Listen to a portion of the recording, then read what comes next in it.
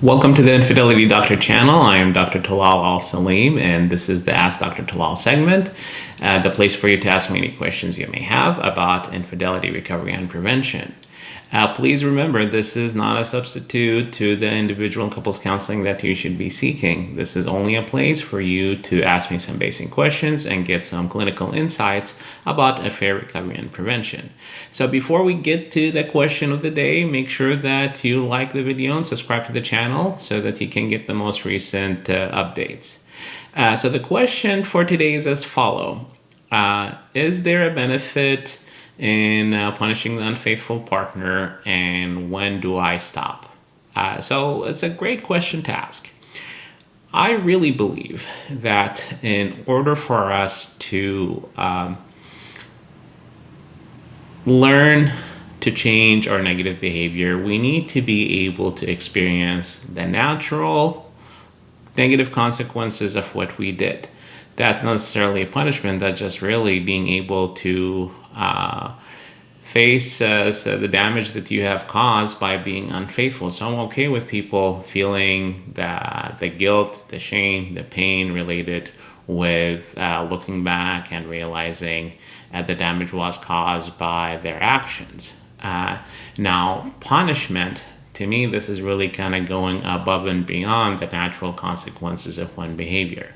A lot of times the betrayed partner feel that the need to punish the unfaithful might be used as a tool to shape their behavior. So it goes something like this: if they suffer, if I continue to punish them for what they did, maybe they'll remember not to do this again. I think we're all kind of socialized with this idea that punishment by itself shapes behavior. If this was really true, then we wouldn't have repeated offenders. We would not have people going to prison, paying fines, and still kind of repeat the same behavior. Meaning that simply experiencing pain by itself is not going to make you to behave well.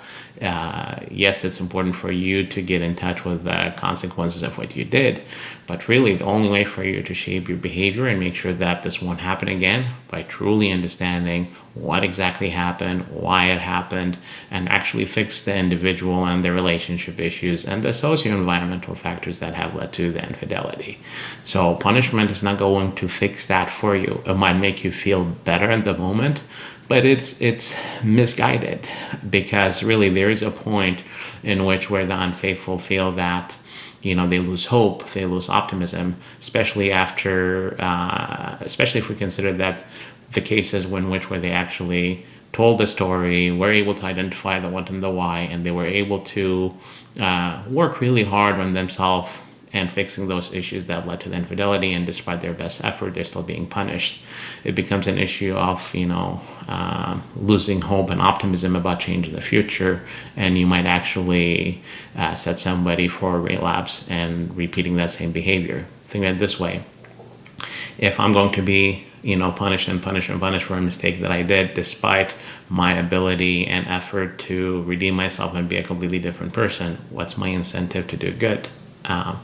So even though it's an understandable need, because again, it's coming from a place of hurt and place of pain, I would say that flinging that pain back to the unfaithful unnecessarily, right, meaning beyond the natural consequence of what they did, could do more harm than good. So hopefully this answered the question for the day. Feel free to leave your comments and thoughts about the answer was provided in the comment section below, as well as any questions that you would like me to answer in future videos. Until then, be well, be safe, and embrace the possibility for a brighter future.